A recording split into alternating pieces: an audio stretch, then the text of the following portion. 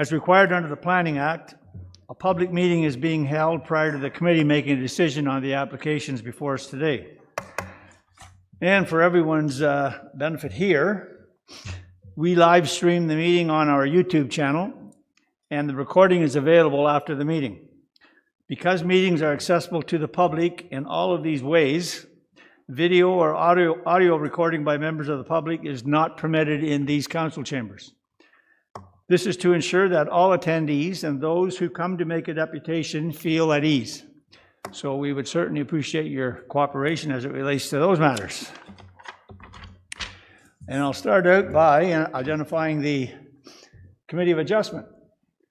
I'm Mr. Robertson, and we've got Mr. Strangway, we've got Mr. Finn, we've got Ms. Archer, and Mr. Erickson. Do we have anyone else? Nobody? All right. Sometimes we have members online, but apparently we don't have today. All right, and members of staff that are here, we've got the Director of Development Services, Ms. Berry. We've got Ms. Evans, the Acting Development Supervisor. We've got Mr. Shahid, Planner 2. Mr. Krawat, Planner 2. Mr. Lahaye is our Secretary-Treasurer. Mr. McKinnon, the Supervisor of Plans, Review, and Inspection. Oh, he was here. Where'd he go? Well, he was here. I'm sure he'll be back at some point. All right. And we've got maybe the most important person here is our Recording Secretary, Ms. Crockford. All right. All right. For the benefit of everyone here and online, the committee will hear comments, gather information, and may ask questions. Oh, I'm getting ahead of myself, aren't I? Do this every day. You think after all this time I'd get it straightened out, wouldn't you? All right. Are there any comments or questions with respect to the agenda? If none, can I get a motion to approve the agenda as printed? Mr. Finn, Ms. Archer, any further comments or questions? All those in favor?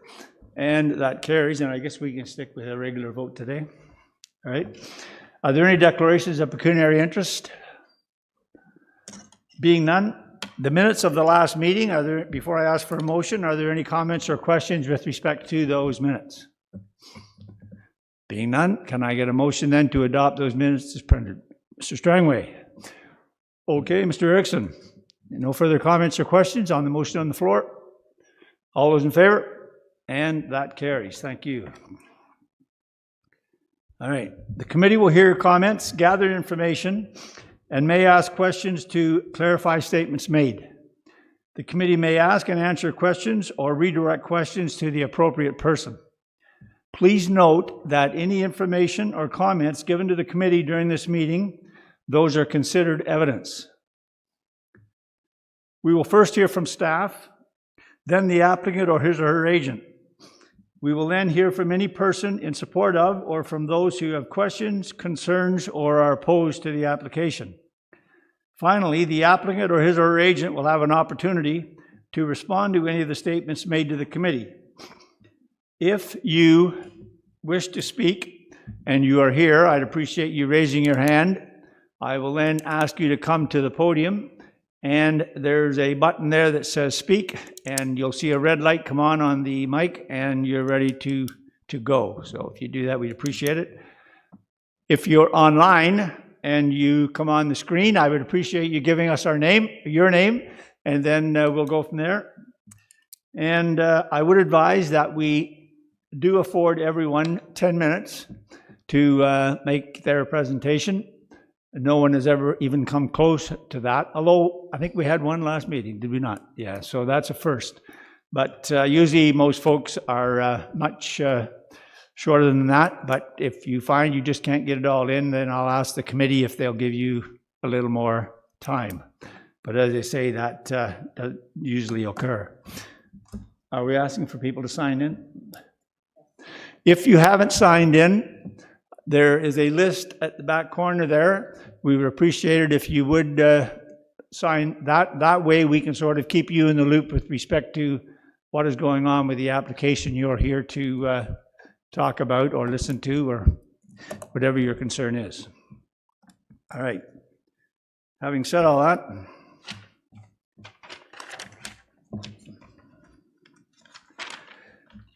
We're now dealing with file number D20-2025-046. This is 69 Hazel Street, Geographic Township of Verlem. And Mr. Shahid, go ahead, sir. Thank you, Mr. Chair. The subject property is located in a well-established, low-density residential neighborhood with access from both Hazel Street and Fern Avenue, both of which are year-round maintained roads. The neighborhood is primarily characterized by single detached dwellings and assorted accessory structures.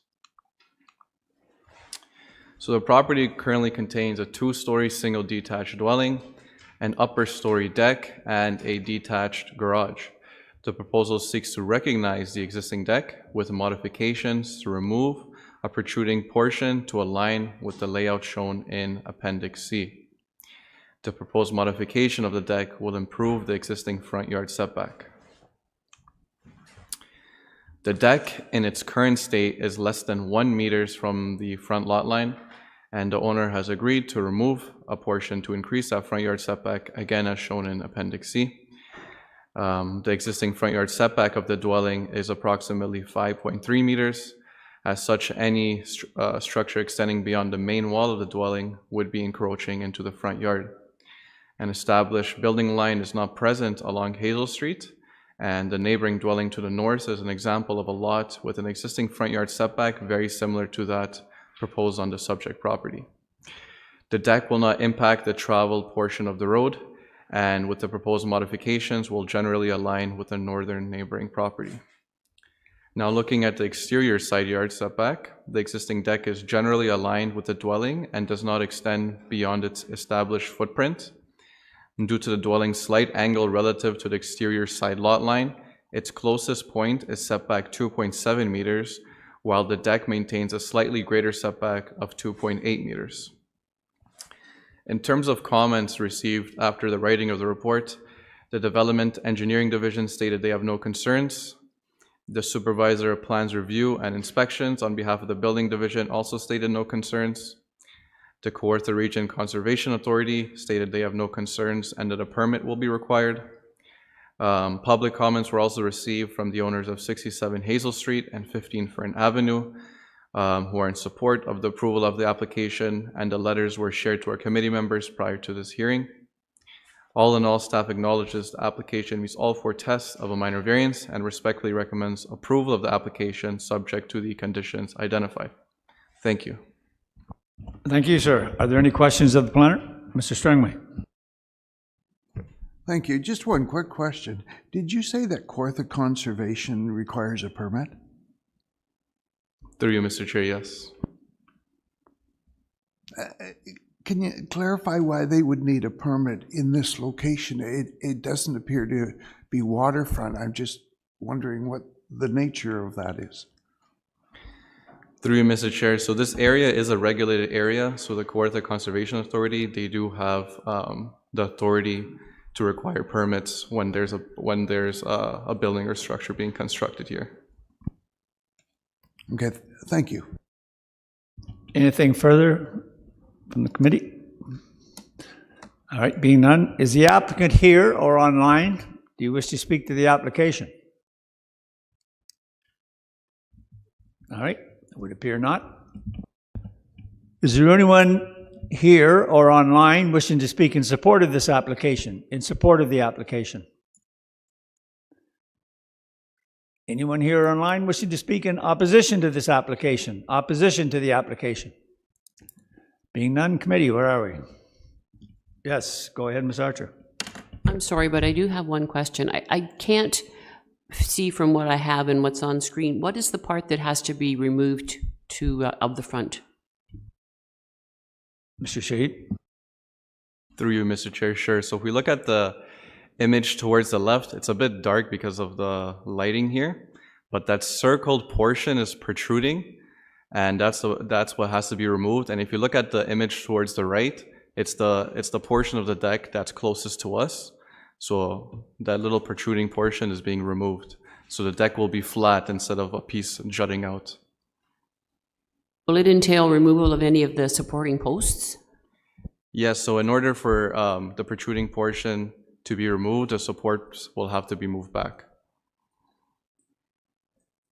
Understand then, why would we have to have them remove it? I mean, it's certainly no sightline problem. It's already too big anyway, so what's the problem with leaving it there? Through you, Mr. Chair, so this was a discussion that we had with the property owner. The thing is, in its current condition, its front yard setback is less than a meter, so it is very close to the front lot line, and there's nothing really along Hazel Street similar to that. Like when we look at the neighboring property to the north, their deck would align with the proposed deck here if that jutting portion is removed. We just felt that if the protruding portion is not removed, it wouldn't meet the 4 tests of a minor variance. That was just my opinion when we were writing the report, and the property owner and applicant had agreed to that. All right.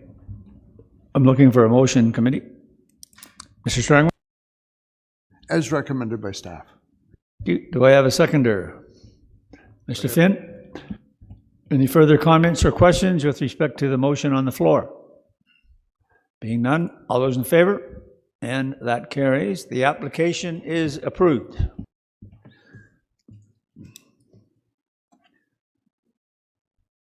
All right, moving right along, we are now dealing with file number D20-2025-047. And this is 54 Emily Manor Drive, Geographic Township of Emily. Mr. Okawat, go ahead.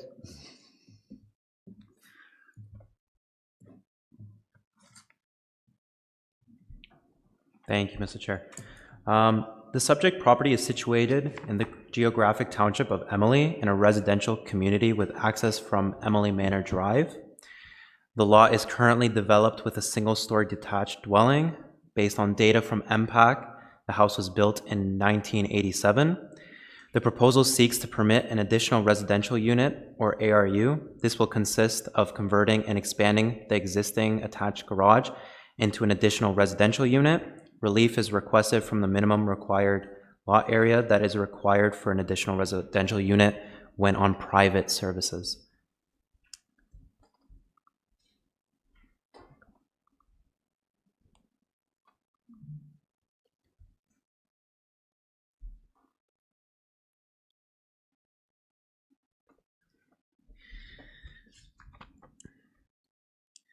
The subject property is zoned rural residential type 2 under the Township of Emily zoning bylaw. Section 3.22.6 of the zoning bylaw requires a minimum lot area of 0.4 hectares or 4,000 square meters when on private services for a property to be eligible for an ARU. The subject property lot size is 0.34 hectares or 3,439 square meters. The purpose of the provision is to ensure sufficient space is available for an ARU while taking into consideration for capacity limitations when on private services. The deficiency is approximately 15% from what is required, and it is not anticipated to have any negative impacts if an ARU is constructed.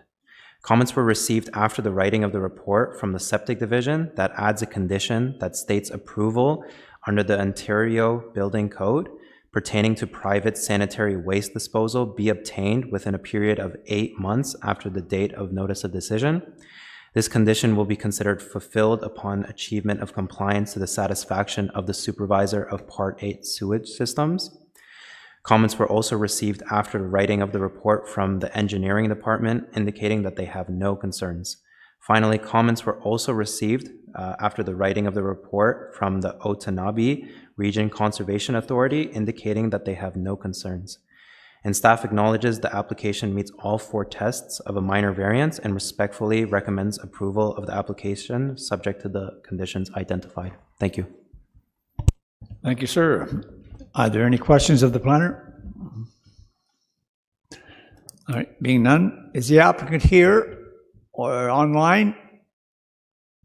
All I right. am online. Your name, please? Heather Lowry. All right. We're not seeing you, but we can hear you, so go ahead. Yeah, this is, the request is to add an additional residential unit. My parents are present in the room today. This dwelling is to build a home for them that they will be living in as they age, so that they will be cared for and they will be safe. And that's the reason for the application today. All right, thank you very much for that, and I'll see if the members of the committee have any questions of you. All right, there aren't any, so again, thank you very much for taking the time. And now I will ask, is there anyone here online wishing to speak in support of the application? In support of the application. Anyone here online wishing to speak in opposition to the application? Opposition to the application. All right, being none, committee. Ms. Archer. As amended? Seconded by Mr. Erickson. Any further comments or questions with respect to the motion on the floor? Being none, all those in favor? And I would advise to the applicant, your application has been approved. Thank you much.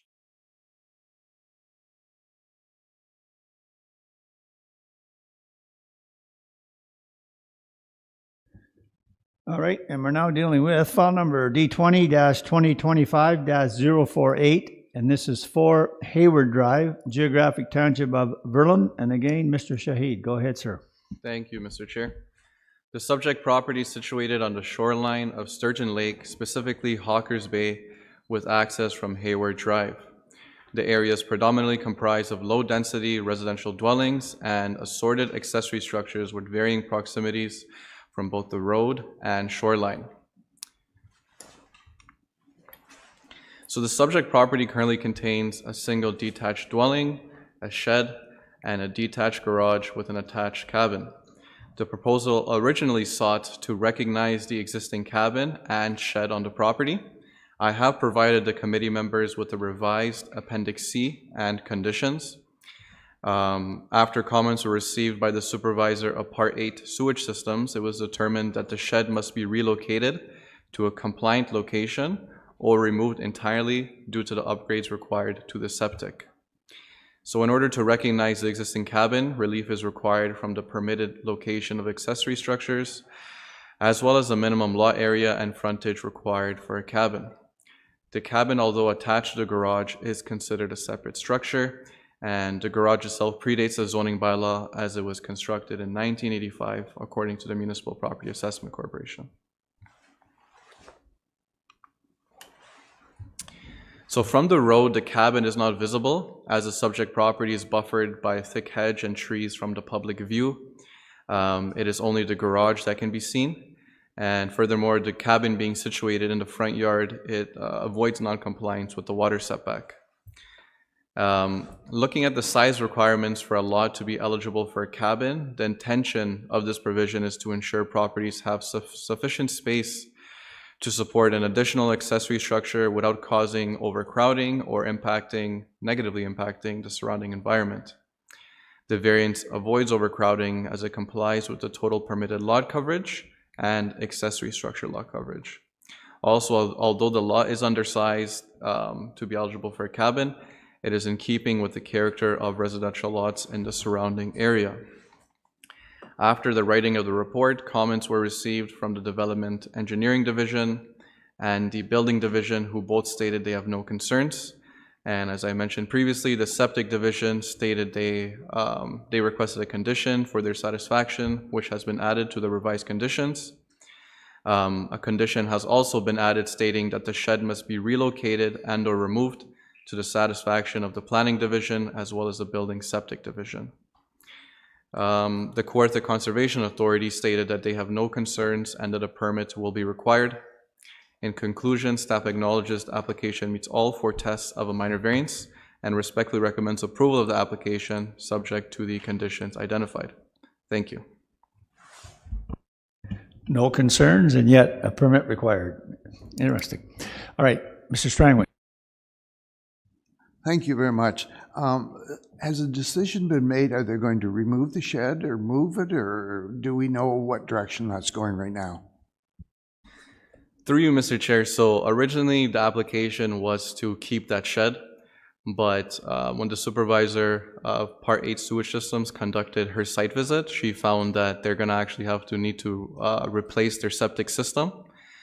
And then there's not going to be enough space in the front yard to replace the septic system and have that shed there. So the owner is not 100% sure if they're going to have to remove it or if they're going to have to keep it.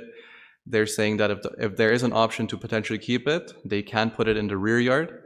So I just kind of left it open-ended for them to decide when the time comes.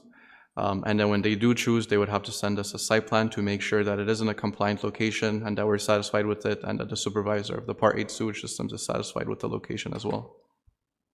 Okay. So the process from here, they just make a decision whether they're going to relocate it, and then approval comes through the planning department, or is that the way that works? This is more open-ended than I've seen other applications. Through you, Mr. Chair. Yeah, the reason why it's open-ended is because they haven't yet submitted a permit for the replacement of their septic.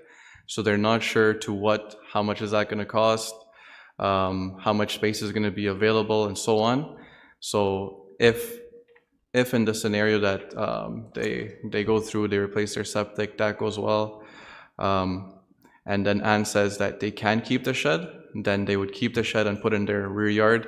But let's say that for whatever reason now they don't want to keep the shed, they sell it, then they can remove the shed. That's why it's left open-ended for them. Thanks, Mr. Shahid. I appreciate it. Further questions of the planner? All right, being none, is the applicant here? Yes, sir. Do you wish to speak to it? All right, just see if you can find that button there. Perfect, thank you. Your name, sir? Iman Basir. All right, go ahead. I just wanted to thank everybody for reviewing our application. Concerning the shed, again, we are more than happy to comply with any requirements from the city, whether it be disposed of or relocated. We're open to any of that. All right, thank you. Thank you. Further questions of the applicant? All right, thank you, sir. Appreciate you taking the time. All right, is there anyone here or online wishing to speak in support of this application, in support of the application? Anyone here or online wishing to speak in opposition to the application? Opposition to the application? Being none, then I guess I'm looking for, and it'd be an amended motion, folks. So do I have a mover? Mr. Erickson, seconded by Mr. Finn. Any further comments or questions with the motion on the floor? Being none, all those in favor? And that carries. Your application is approved, sir. All right.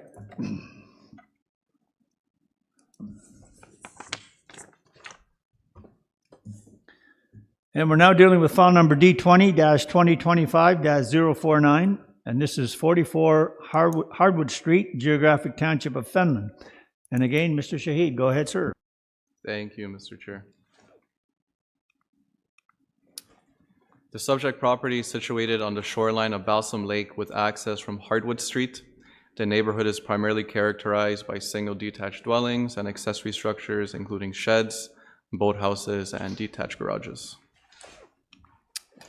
The subject property currently contains a single detached dwelling, a garage, and a boathouse. The proposal seeks to facilitate raising the existing boathouse, which is to be elevated and modified through the infill of the existing boat slip and the construction of a foundation incorporating a marine railway. So the boathouse is currently slightly greater than 3 meters in height, approximately, and is proposed to be 4.5 meters when raised. Based on data from the Municipal Property Assessment Corporation, there seems to be a general trend of upgrading and renovating structures within the neighborhood, including the neighboring property to the south, which had undergone major additions to their two-story boathouse, and you can actually see the neighboring boathouse on the picture on the slide. The existing interior side yard setback is to be maintained, and the footprint of the boathouse will remain unchanged, which mitigates concerns regarding potential adverse impacts on overcrowding and drainage. And fire separation requirements are governed by the Ontario Building Code to ensure compliance with fire safety standards. and the existing side yard will maintain a sufficient space for access and maintenance. After the writing of the report, comments were received from our Development Engineering Division, who stated they have no concerns. Comments were also received by the Supervisor of Plans Review and Inspection, stating that there is an outstanding building permit and that spatial separation could be a potential issue. The supervisor mentioned that both of these can be dealt with during the inspection and/or permitting process. The Kawartha Region Conservation Authority stated they have no concerns and that a permit will be required. To conclude, staff acknowledges the application meets all 4 tests of a minor variance and respectfully recommends approval of the application, subject to the conditions identified. Thank you. Thank you. Questions of the planner? Okay. Is the applicant here or online? Yes. Oh, I recognize that lady. All right. Just for the record, your name, please. Vanessa from TD Consulting. Thank you for your report and work on the file.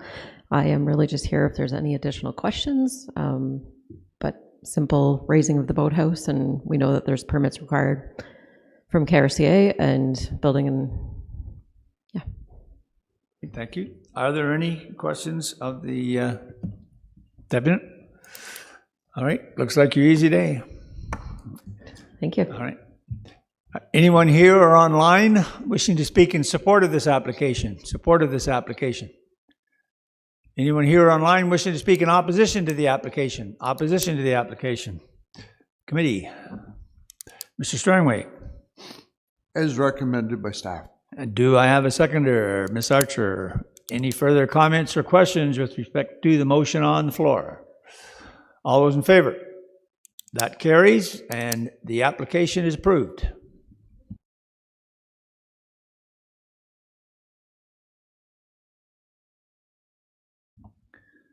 Moving along at record time here. Yeah, I shouldn't have said that, right? Yeah. There you go. I've jinxed it now. All right. File number D20-2025-050, and this is 42 Woods Avenue, Geographic Township of Emily. Mr. Okawik, go ahead, sir. Thank you. The subject property is situated in the geographic township of Emily in a residential community near Pigeon River with access from Woods Avenue. The lot is currently developed with a single-story detached dwelling that has a walkout basement. Based on data from MPAC, the house was built in 1965. The proposal seeks to construct 2 additions onto the existing dwelling. This includes an addition on the south side of the existing home and an addition on the east side. Relief is requested from the interior side yard setbacks. The subject property is zoned rural residential type 3 under the Township of Emily zoning bylaw. The Township of Emily zoning bylaw includes structures with a walkout basement to be defined as a 2-story dwelling. Section 12.2.1.3 of the zoning bylaw requires a 5.5 meter setback from the interior side yard for a 2-story building. The purpose of this interior setback is to ensure open space is left between each property. The proposed additions will result in a 3.90 meter setback from the south lot line and a 3.16 meter setback from the north lot line. It is not expected that this encroachment will impede on any existing dwellings in the area and is consistent with surrounding properties. Furthermore, the reduced side yard setback is not expected to negatively affect privacy or lot drainage. Adequate space remains to allow access between the front and rear yards and to carry out building maintenance along the sides of the dwelling. Comments were received after the writing of the report from the engineering department indicating that they have no concerns, and staff acknowledges the application meets all 4 tests of a minor variance and respectfully recommends approval of the application subject to the conditions identified. Thank you. Thank you, sir. Questions of the planner? Being none, agreeable on today. All right. Is the applicant here or online? Wish to speak to it? Would appear not. All right. Is there anyone here online wishing to speak in support of this application? Support of the application? Anyone here online wishing to speak in opposition to the application? Opposition to the application? Committee. Where are we? Mr. Finn? Do I have a seconder? Mr. Erickson. All right, any further comments or questions with respect to the motion on the floor? Being none, all those in favor? Whoop, what do I thought you had your hand up there. All right. Very good. All right, the application is approved. Very good. All right, moving right along. We're now dealing with file number D20-202-051, and this is 24 to 28 Francis Street, former town of Lindsay. Ms. Evans, go ahead. Thank you.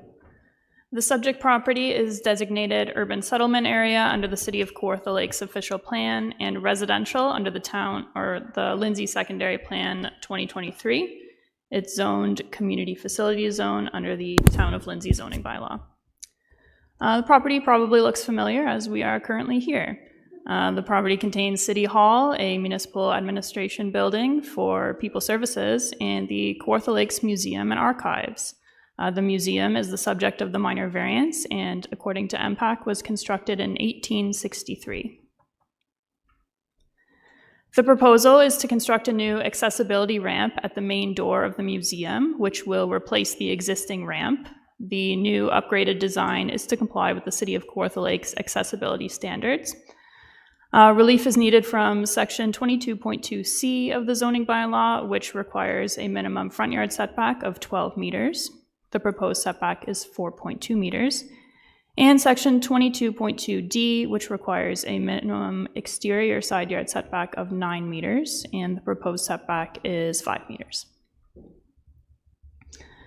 These are just photos from a couple of different angles showing the exterior side yard on the left and the front yard on the right.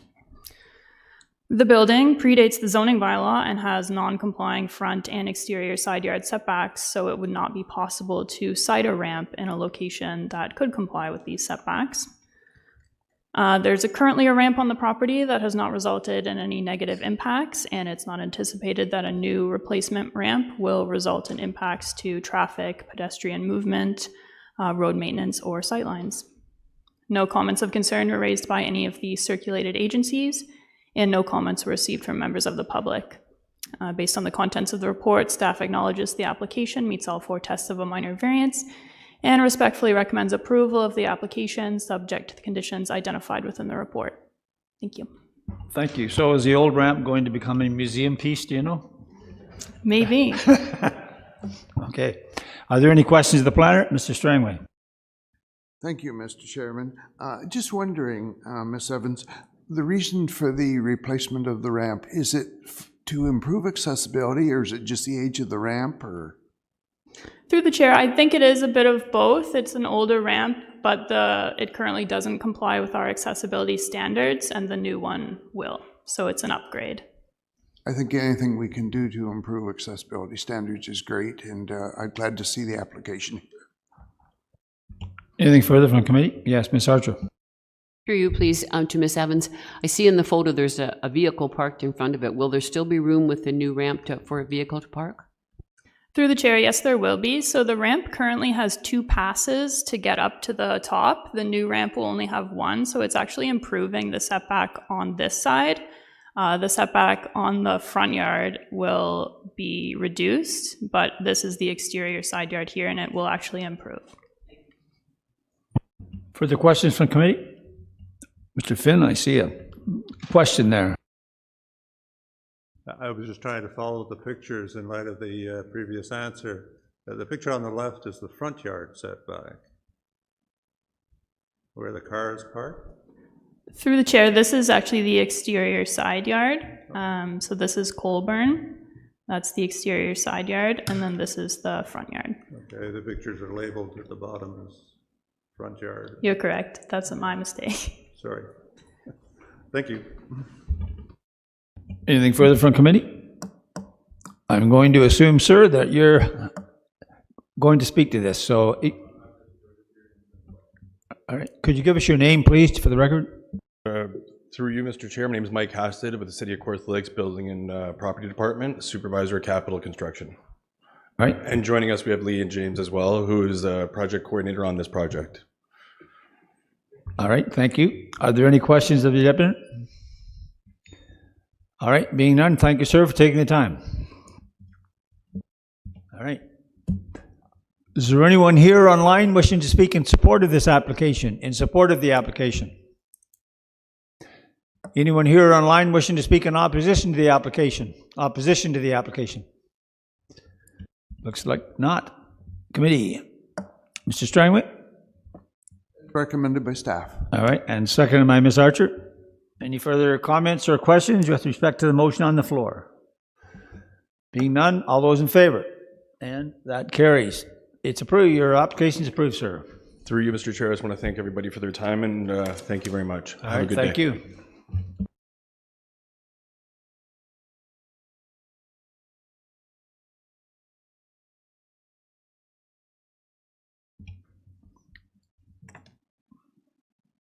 Shall I say it again, moving right along? Maybe not.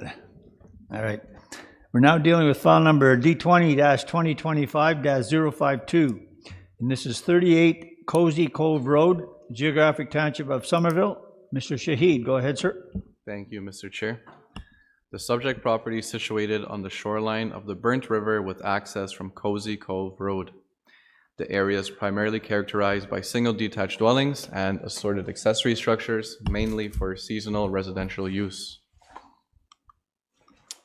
So the subject property currently contains a detached garage, a cabin, a playhouse, 2 sheds, and an outhouse. The proposal seeks to facilitate the recognition of 3 existing accessory structures, being a cabin, a playhouse, and 1 of the sheds. The remaining shed and outhouse are being removed. A new single detached dwelling is also being proposed with a building permit submitted, but it does not require relief from the zoning bylaw. So the existing accessory structures being situated in the front yard avoids non-compliance with the water setback. It is common for property owners to site their accessory structures in the front yard in order to avoid the minimum water setback and to preserve amenity space closer to the water. In this area specifically for residential lots around the Burnt River and with the floodplain zoning, it makes sense to keep structures as distant as possible from the shoreline. And additionally, it is evident through aerial imagery that accessory structures being situated in the front yard is generally common along Cozy Cove Road. To reduce visual clutter, the owner is removing 2 existing accessory structures being situated in the front yard, being the outhouse and 1 of the sheds. Additionally, the remaining structures share a consistent build form, contributing to a cohesive visual appearance in the front yard. The variance avoids overcrowding as it complies with the total permitted lot coverage and accessory structure lot coverage. I also want to note here that the application was initially submitted with the intent to relocate the subject accessory structures to the rear yard, but the applicant ended up holding discussions on their own behalf with the neighboring property owners, and the decision was made to retain the structures in their current location to satisfy the owner's neighbors and to maintain an appropriate separation from the septic system and shoreline. So after the writing report, development engineering, the septic division, and the building divisions all stated they have no concerns with the approval of the application. The Kawartha Region Conservation Authority also stated they have no concerns and that a permit will not be required. They also provided some recommendations, which I shared with the property owner. And to conclude, staff acknowledges the application meets all 4 tests of a minor variance and respectfully recommends approval of the application subject to the conditions identified. Thank you. And thank you, sir. Are there questions of the planner? Mr. Finn. Through you, Mr. Chair. Excuse me. You mentioned there had been discussions about possibly moving some of these structures, and my question was going to be, they are removing the existing wooden shed in the rear portion of the yard. What was the discussion about perhaps moving the subject shed, which is close to the lot line, moving that subject shed into the rear yard? Seems to me that would save 2 of the concerns, one being the shed being located in the front yard, and the other being the front yard setback of 2.4 meters. Could you perhaps elaborate on your discussions on that point? Through you, Mr. Chair, yeah, for sure. That's actually a discussion I had with the property owner myself. Originally, I had spoke to him about potentially moving that closest accessory structure to a compliant location. The reason for keeping it there, well, one of the biggest reason was because if he were to move it to a compliant location, it would be situated right next to their neighbor's porch. So their neighbor actually wanted it and says it's better to keep it in the front yard. The other concern was that they weren't sure if it's going to be too close to the septic. So we decided that it's probably best to just leave it in the front yard. But they did tell me that they are willing to move that shed if that's what committee wants. A follow-up, Mr. Finn?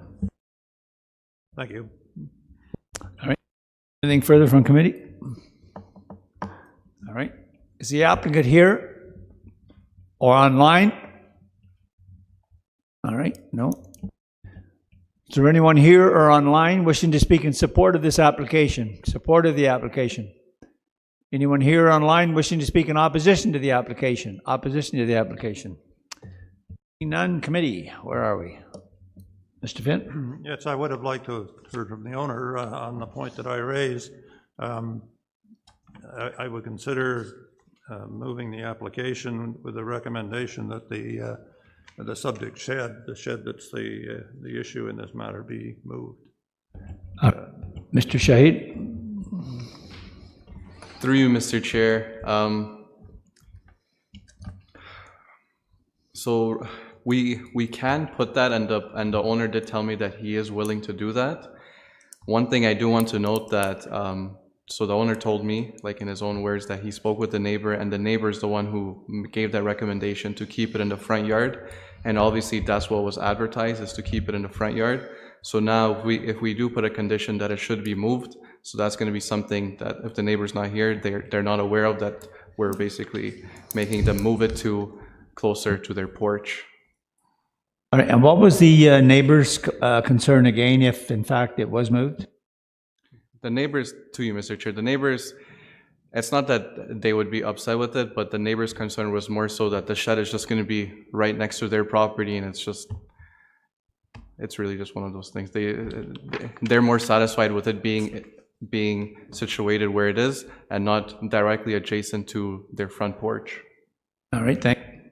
All right, having heard that, do I have a seconder then for Mr. Finn's motion? Mr. Eric? Mr. Finn, do you wish to speak to it further? Yeah, I was just going to say, I'm looking at the aerial photograph, Appendix B, and I can't quite make out where the neighbor's porch is, but there seems to be a lot of property space where the shed could be constructed. It's Appendix B in the there.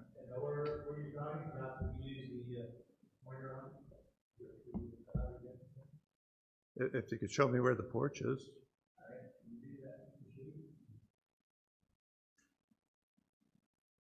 Through you, Mr. Chair, sure, just give me a second to figure this laser thing out. Okay, so this is the property. So this is their current garage. This is where they would be building their house, right? So then after the shed, if it were to be moved in a compliant location, it would have to be here, which is right next to that existing house, their neighboring house. Okay. There's no other room on the property to place it? I don't think that there would be room in the interior side yard. Yeah, I think it would have to be placed in the rear yard. And then the issue with that is that if it's placed in the rear yard, we don't know if there's going to be any potential problems with how far it is or how close it is to the septic system. Anything further, Mr. Finn? No, nothing further. Thank you. Mr. Erickson, you're the seconder. Do you wish to speak to it? Any other comments or questions? Mr. Strang? Thank you, Mr. Chairman. If the shed was moved, are there implications about the setback from the Burnt River and the consideration around flooding? Through you, Mr. Chair. So if the shed were to be moved, there is sufficient space where it would comply with the water setback. Really keeping it in the front yard reduces a lot of our concerns with flooding. So for example, Kawartha Region Conservation Authority, one of their recommendations was that the structures be anchored down. So that was just a recommendation. But obviously keeping an accessory structure very far away from the shoreline and into the front yard, it reduces that concern with flooding. And also Kawartha Region Conservation Authority made those recommendations with the knowledge of that these accessory structures are going to remain in the front yard. So I'm not sure how their comments would differ if it were to be in a different location and closer to the shoreline. The other question, Mr. Shahid, what is the size of the shed?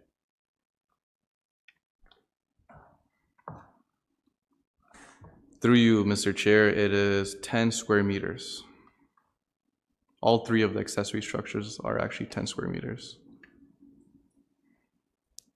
Does that require a building permit to build a shed of that size?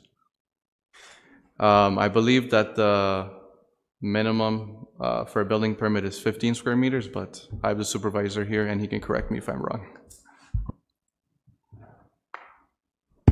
Through you, your chair, Mr. Shahid is correct. So these sheds don't even need a building permit? Through you, Mr. Chair, no, they don't need a building permit, but they would still be required to comply with the zoning bylaw. Okay. Mr. Chairman, I'm having a problem with moving this to the front yard, so just to let you know. Further comments or questions? All right. I have a problem with it as well, just because there's just from listening to you, Mr. Shahid, there's a number of options, it would appear, and so I guess I'm a little concerned about moving the motion along as it is. I don't know, from what I've heard, and again, we'll be voting on the motion, but from what I'm heard, a deferral might be more in order until we can clear up some of these issues that you've talked about. Do you want to speak to that? Through you, Mr. Chair.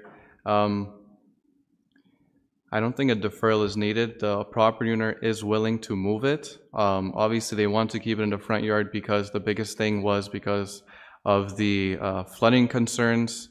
Number two was because of what their neighbor had said, but they are willing to move it away from the front yard. So that's something we can do. I don't think it needs to get deferred. That's something the property owner is willing to do. That's something they told me, and I told them that I would share this with committee if this becomes an issue that's being pressed on. So they're okay with being moved. Yeah. And thank you for that clarification. All right. Anything further on the, yes, Ms. Ar- Through you, please, could you show, is there a picture that shows us the front yard, like to show where it is and the buildings are in proximity to the road?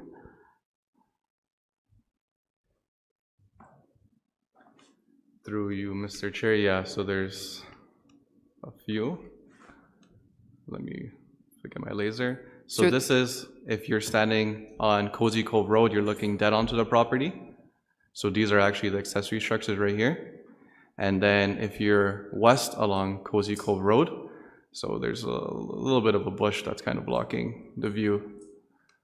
But this is it when if you're standing right in front of, like if you're standing in the middle of the road looking straight at the property. So there's no concern with visual lines or anything for people in and out of the laneways and such? Through you, Mr. Chair, no. And I heard you say that the applicant is quite willing to move it, and that in fact would bring the shed into compliance. Through you, Mr. Chair, yes, the applicant is willing to move it, and then they would remove the reliefs of, I can actually go over them right here. So if we were to move the shed, it would remove the relief of the front yard setback for the shed, and then the shed wouldn't be in the front yard. So that's another one, and so it would remove those two reliefs for that, specifically for the shed. All right, thank you. All right, if there are no further comments or questions, I'm going to ask for a recorded vote. So, Mr. Finn, In favor? Mr. Erickson, Favor. Ms. Archer, Against? Mr. Strangway. Opposed. Oh, sure. Yeah. Well, from what I've heard from Mr. Shahid, that the owner is quite willing to move the shed, and it will bring, in fact, it eliminates two of the concerns there that we have, so I'm going to support the motion. So, the motion carries. All right.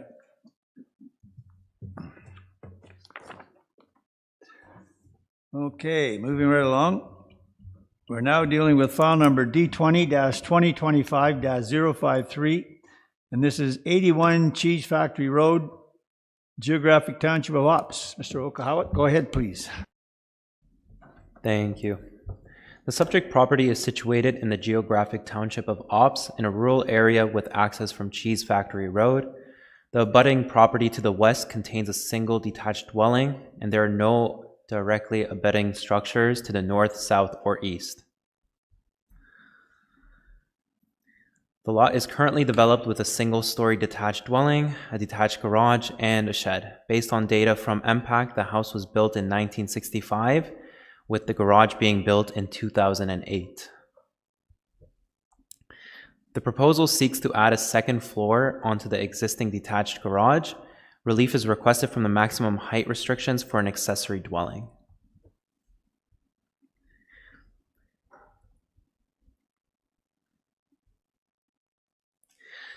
The subject property is zoned agricultural under the Township of Verulam zoning bylaw, or Township of Ops, my apologies. The zoning bylaw permits a maximum height of 5 meters for accessory structures. The proposed height of the detached garage is 6.5 meters. The intent of this provision is to regulate vertical dimension of an accessory structure while preserving the visual character of an area and preventing structures from overshadowing neighboring properties. Since there are no adjacent structures to the north, south, or east, and the garage is located on the east side of the lot, the addition of the second story is not expected to cause any negative impacts. Comments were received after the writing of the report from the engineering department indicating they have no concerns, and staff acknowledges the application meets all 4 tests of a minor variance and respectfully recommends approval of the application subject to the conditions identified. Thank you. Thank you, sir. Questions of the planner? All right. Is the applicant here or online? Another absentee. All right. Is there anyone here online wishing to speak in support of this application, in support of the application? Anyone here online wishing to speak in opposition to the application? Opposition to the application? Being none, committee. Ms. Archer. Do I have a seconder? Mr. Finn. Any further comments or questions with respect to the motion on the floor? Being none, all in favor? And that's approved. Your application, wherever you are, is approved.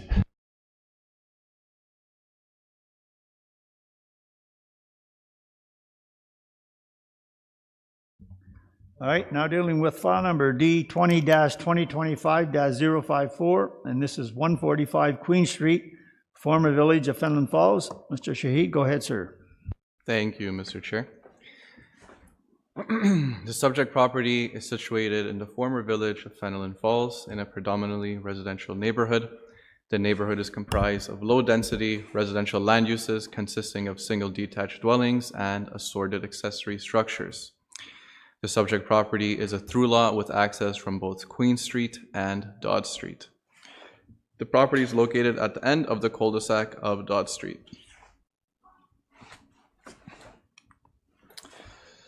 The property currently contains a single detached dwelling and detached garage. The proposal seeks to facilitate the construction of a roof-covered patio onto the detached garage. So this might seem familiar because a previous minor variance was approved in November 2024, so not too long ago, to permit the same thing, to permit the construction of a roof-covered patio by granting relief, allowing 10.1% accessory structure lot coverage. The newly proposed lot coverage is 10.7%, so a 0.6% discrepancy. And this is a minor increase resulting from the repositioning of the support posts to comply with the Ontario Building Code requirements. So the minor increase is due to regulations under the Ontario Building Code, which essentially prohibit placing structural posts directly onto limestone. As a result, the posts had to be shifted away, leading to a slight increase in overall coverage as the area covered by the roof is increased as a result. So to help visualize the patio roof cover, if you refer to the image on the slide, the roof patio cover would extend slightly beyond the stoned area adjacent to the garage. The space will not be enclosed and will provide a sheltered amenity space for the owners. In terms of visibility, views of the proposed patio cover are limited from Queen Street because of where the house is currently located. I've included a picture showing this on the slide. I'm referring to the image on the right here. So the patio cover would be located behind the house on the left side of the garage from the perspective of the image. From Dodd Street, the patio cover will be visible, but the street is a dead end. So with the subject property being one of the last two properties on the street that use it for access, so traffic is likely very minimal at this stretch of the street. After the writing of the report, the Building Division and the Development Engineering Division both stated they have no concerns with the approval of the application. The Kawartha Region Conservation Authority stated they have no concerns and that a permit will be required. To conclude, staff acknowledges the application meets all 4 tests of a minor variance and respectfully recommends approval of the application subject to the conditions identified. Thank you. Thank you, sir. Are there any questions of the planner? Ms. Archer? Through you, please, did you say the KRCA needs a permit? Through you, Mr. Chair, yes. Did they need one in November? Through you, Mr. Chair, I do not remember, but I can definitely take a look at that right now. They did? They can't just refresh it. That's too bad.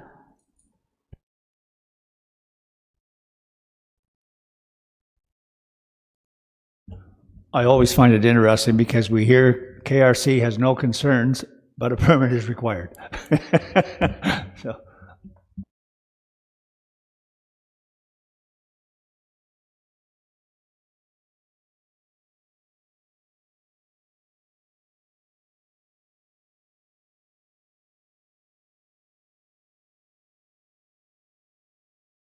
Through you, Mr. Chair.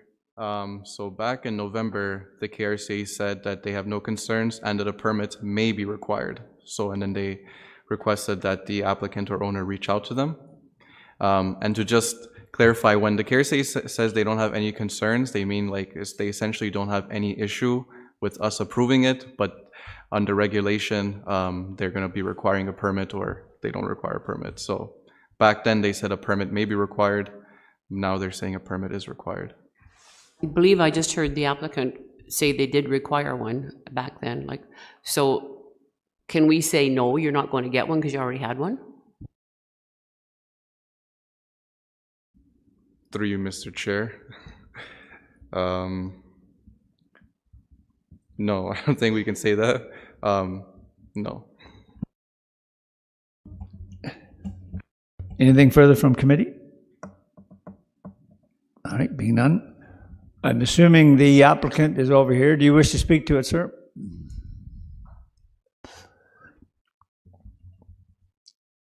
And your name, sir? It's Andrew Harrison. All right, please go ahead. Well, we did get a permit from the Conservation Authority the first time. So that's, I don't. Even though at the first time, I believe they said it may or may not be required? They said they may or may not, and then they said we did need one, so we got one. But we didn't have to get one for the garage when it was built, so I'm not sure what are they, I'm confused now. Are they asking for a second permit then? Is that the idea? I guess so, yes. For the same issue? Yes. We only went out, like it's 2 feet wider. I don't know what the... Oh, you went beyond what the initial... Yes, it was my mistake. I thought I could put the posts on the armor stone, and they said I couldn't do that. So I had the option of tearing all the armor stone out, which the patio is poured into that, or go further out and put put the post there, so I decided financially it's better to go out further, so we applied for another permit, or another minor variance. But we did get a permit from the Conservation Authority in the first round. Questions of the applicant? All right, thank you, sir. We appreciate you taking the time. Thank you. Is there anyone here online wishing to speak in support of the application? In support of the application. Anyone here on or online wishing to speak in opposition to the application? Opposition to the application. Committee. Mr. Strangway. As recommended by staff. Do I have a seconder? Mr. Erickson.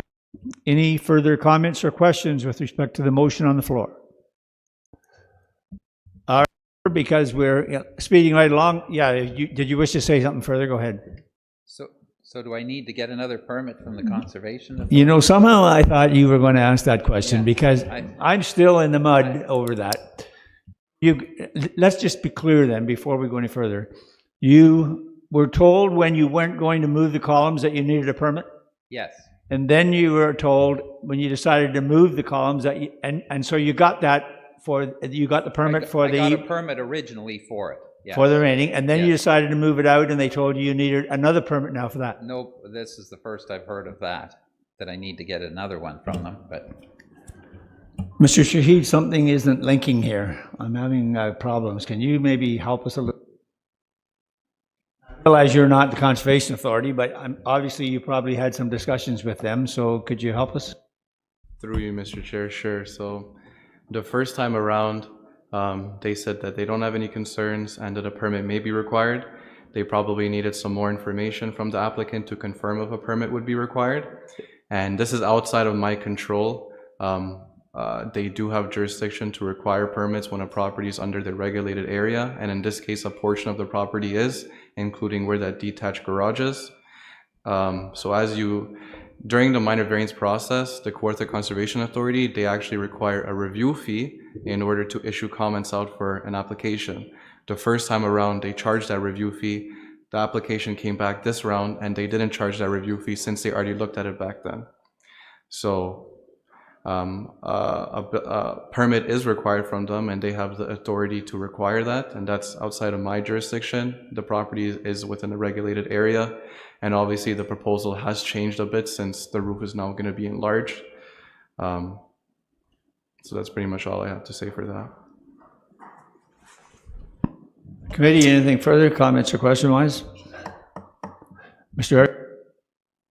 Through the chair, I would just leave it as obtain a permit. If you can get an amended permit, that would be satisfactory. They may just reissue a permit with the extension as proposed. But, you know, as the planner said, we don't have jurisdiction to overturn the authority's decision. In fact, sir, that would be my response to you. The Conservation Authority has always been an integral part of a lot of what we do here, and they are an authority. So we really don't have the authority here to say, well, you know what, you don't need a permit, because then there may be all kinds of liability concerns here. So I understand where you're coming from, and I kind of thought you might be coming back with that, but unfortunately, we're kind of in a position where we can't really help you on that situation. So I just have to get hold of them to find out if they need another... I would get to them and discuss the matter. You'll know what the situation is here, that we have approved it as written, so you can let them know that and we'll go, And through you, Mr. Chair, I can definitely facilitate that conversation between the property owner and the Kawartha Region Conservation Authority so he can get some clarification. That, sir, is very much appreciated. So you heard that, sir, and if you want to relay with Mr. Shahid and go from there. So that'd be great. Thank you. All right. Thank you. Thanks for your time. All right. I think I've got a motion on the floor. Anything further? All those in favor? And that carries. So the application is approved, and we'll leave it to you and Mr. Shahid. Yep. All right. Thank you, Mr. Shahid. Appreciate that help. All right. I was going to ask if you wanted a 5-minute break, but we probably don't need it. All right. We're dealing with file number D20-2025-055, and this is 70 Orange Corners Road, Geographic Township of Emily. Ms. Evans. Thank Slow you. day. The property is designated rural and environmental protection under the City of Kawartha Lakes official plan and is zoned rural residential type 1, exception 16 under the Township of Emily zoning bylaw. And just a small correction to the report here. The name of the owner of 70 Orange Corners Road is Mitchell Robert Hines, not Robert Mitchell Hines, just to clarify. The property is in an area that contains residential and agricultural uses. The subject property, being 70 Orange Corners Road, is rectangular and currently contains a single detached dwelling constructed in 1971. The proposal is to sever approximately 1.14 acres, being the area shown in red on the sketch here, from 70 Orange Corners Road, and merge that severed portion together with the abutting property, being 15 Trillium Court, shown in purple. As a result of the proposal, 70 Orange Corners Road is to be 0.9 hectares in size, being the area shown in green. The benefiting lot, 15 Trillium Court, would increase in size from 0.58 hectares to approximately 1 hectare. The current owners of the property are related, and the owner of 15 Trillium Court has established walking trails that traverse both properties. Now that the ownership of 70 Orange Corners is changing, the owner of 15 Trillium proposes to sever the subject property, so the portion that contains those walking trails can be merged with 15 Trillium Court and to be continued to be used by the owners. So there is an associated consent application here that has been granted provisional consent, and this minor variance is a condition of that consent. So just for some context, there are a few photos on the slide of the walking trails that are in the red area on the sketch here. The exception zone that applies to this property requires a very specific minimum lot area, which was likely established when the property was originally created by consent. The immediate area contains a variety of lot sizes ranging from approximately 0.1 hectares to 43 hectares. The area is a mixture of small and medium residential lots within rural residential subdivisions and larger lots used for agricultural purposes. 70 Orange Corners Road is used for residential purposes, and as a result of the severance, its size would be quite similar to a property just a little bit south, being 56 Orange Corners Road. The proposed lot line adjustment does not result in any alterations to lot size that are out of character with the surrounding lot fabric, and up on the slide here, I have just the approximate lot lines showing the variation in the types of lot sizes we have in this area, with the subject property being in the center outlined in color. The resulting size of 70 Orange Corners is large enough so that the existing dwelling remains compliant with the provisions of the zoning bylaw. Additionally, the supervisor of Part H sewage systems has confirmed there are no concerns with the lot size with respect to private servicing. No comments of concern were raised by any of the circulated agencies, and no comments were received from members of the public. Based on the contents of the report, staff acknowledges the application meets all 4 tests of a minor variance and respectfully recommends approval of the application subject to the conditions identified in the report. Thank you. Thank you, Ms. Evans. Are there any questions of the planner? Being none, are you the applicant, sir?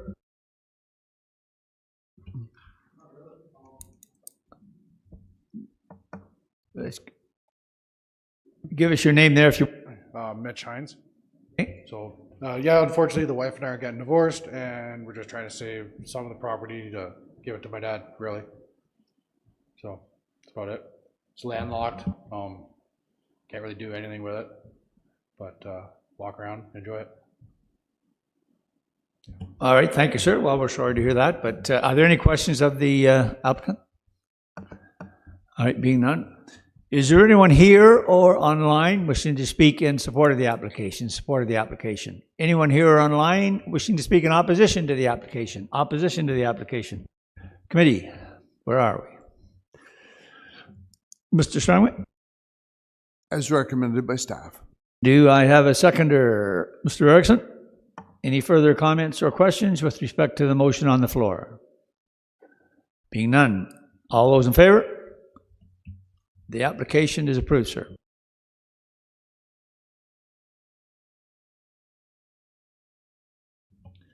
Well, that's got to be a new record of some sort. Holy cow. Not bad. All right. Under other business, anything from staff? All quiet on the, what do we call it, the western, eastern, northern front, one of those. Committee, anything from committee? Yes, Ms. Archer. I just want to say, I think the reason we're so quick is because the reports are so informative. We don't get a whole bunch of stuff we don't need, but we seem to get everything we do need, so thank you.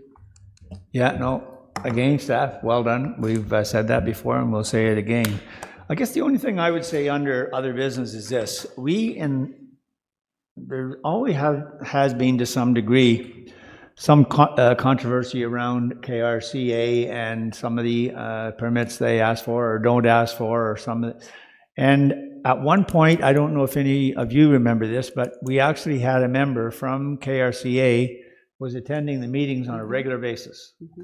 And that really helped us because the same information or the problems that we had here today occur as a result of not having enough information from the Conservation Authority. So I suppose I would say to staff, is there a possibility that we could maybe speak to them again? Because they did for a while. There was a representative came. I'm not suggesting on every one, but when there's one like that, maybe they could have someone here just to help us along. Just a suggestion. Director, you got any thoughts about that? Thanks for the comment there and the question, Mr. Chair. I think that having that sort of type of resource and information for the committee would be helpful. On occasion, I agree with you. I'm aware that they had attended more regularly and then on an invite basis, which we still do, and they're still prepared to come as invited by us. I'm happy to speak with the acting director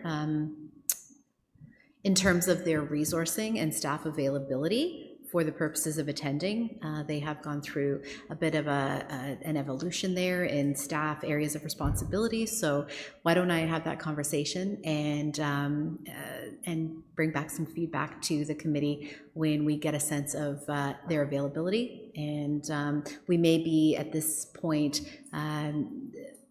it may be of greater benefit to have them come in on an as needed or by invite sort of schedule rather than recurring monthly. Again, based on the applications at hand, just the way that you've described, but I'm happy to have the conversation with them. Yeah, no, okay. Thank you, Director. That's very, very much appreciated because I think it would be most helpful. Mr. Strongman? Thank you. Along those lines, just out of interest, how much is a KRCA permit? What's the cost involved with that?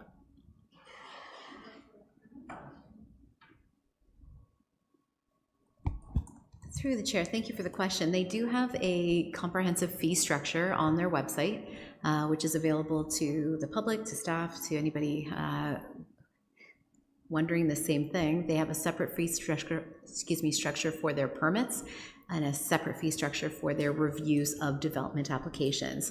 I believe they also have an inquiry-based review that is applied at their discretion.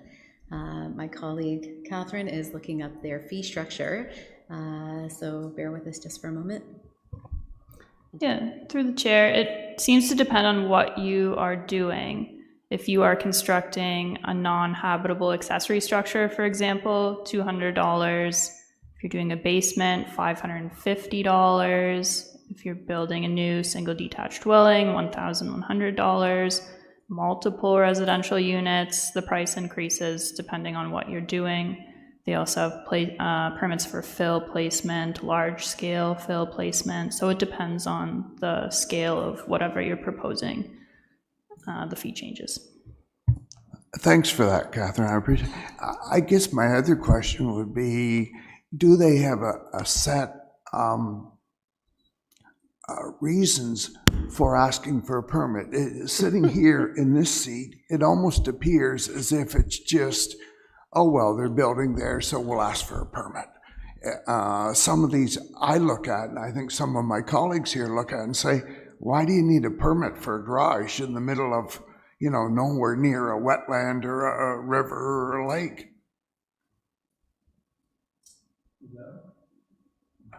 Thanks. Through the chair. So when they're asking for a permit, it's because we're in their regulated area. So whatever area the proposal is in, we have mapping that shows us there is an overlay that is regulated by KRCA. So if whatever the proposal is something that triggers a permit for them, they require a permit. It's not, we're concerned about the proposal, therefore you need a permit. Sometimes they don't necessarily have a concern about the minor variance or a concern about granting the permit, but just like a building permit, you still need a permit. And when we're in the regulated area, if it's something that's going to trigger a permit being required, they require one. And that's not something that we can tell them they can't ask for, or something that we can negotiate a fee for. They are entirely their own body, and that is completely up to them. May I follow up? Two more really quick questions. Number one, do you get any pushback from people about the number of permits and the red tape? And the other question is, how long does it take to get a permit from KRCA? Are they fairly good right now? Are they, I know that you mentioned some staffing issues, or is it a long process? As far as I'm aware, Mr. Chair, through you, they also have regulations around their responsibility to issue permits. So they are required to do that in a number of days. Reviewing Planning Act applications is different. The Planning Act governs work on reviewing Planning Act applications. Conservation Authorities Act governs their responsibilities around issuing permits for development within regulated areas. Conservation Authorities Act as well as the associated regulations. So there are defined timelines that I don't know to speak to answer your question, but they do have responsibilities within certain timeframes for that. There was a second question in there, and it's escaped me. Just whether there was any pushback, from the number of permits required and timelines and the total cost and so on. Sure. On occasion, there are comments that both our staff get as well as their staff in terms of concerns over the quote-unquote double dipping type concept. If I'm, paying for this and I'm okay to get a permit, why do I also need a minor variance? And so it's an education. It's explanation of what laws are in place and what policies are in place that govern development and construction and building. The Ontario Building Code Act, of course, is the third one if we want to start piling on all the regulations that impact how people can develop their own private property that are also applicable to public property, don't get me wrong. So we meet regularly with staff from the Conservation Authority monthly, and we have these conversations ongoing on better streamlining our processes, as well as are there better ways or improved ways to communicate out what the responsibilities are on the property owner, and if they reach one agency before the other agency, we do what we can to inform them, it may be better to go to agency A before coming to agency B. So there's quite a lot of that back and forth that happens between the planners and the resource planners and other technicians at the conservation authorities. Thank you, I appreciate that. Under the present government, they wanted to limit the authority of the conservation authorities. And given their build more, build faster, isn't this one of the areas where they wanted to take that jurisdiction away from conservation authorities? Because this poor guy having to go back and maybe a permit process again just because of a couple of feet. So if the director could ask, when she does talk to the Conservation Authority, are they going to be no longer doing this sometime in the future?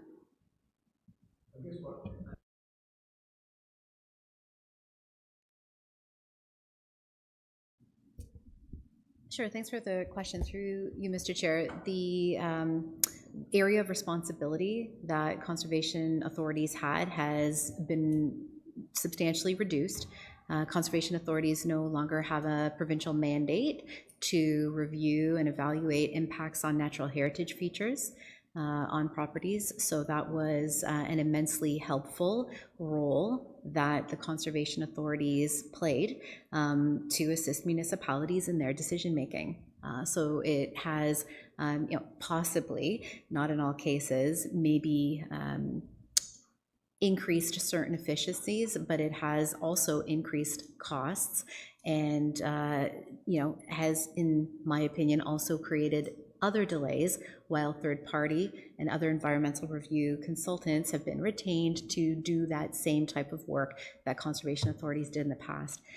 So it really it possibly didn't strike the right balance between areas of responsibility in terms of those reviews. There have been changes as well in the regulations and the extent of the floodplains or the regulated areas within floodplains. So that potentially would help certain property owners whose properties are now subject to a lesser regulated area, right? Because the mapping in some areas shrunk up. In other areas, the mapping expanded. Really not a one-size-fits-all answer whatsoever. But and there are a number of other changes, but that was a significant one, at least that the municipality had to find ways of working through. Anything further from anyone? All right. Well, I would end by saying that I'm usually on a regular basis, and justifiably so, telling staff what a great job they do, and they do that. But I'll tell you, it's a pleasure working with the committee too. We have good questions, and we usually end up with good results. So thank you again for your cooperation and assistance to me. So thank you. And I guess what we're looking for now, well, when's the next meeting? Thursday, July 24th. Ooh, summer will be half over. Goodness, where are we going? Betty, you'll have lots of golfing in, won't you? Yeah. Motion to adjourn. Mr. Finn, Ms. Archer. All those in favor? And that carries. Thank you.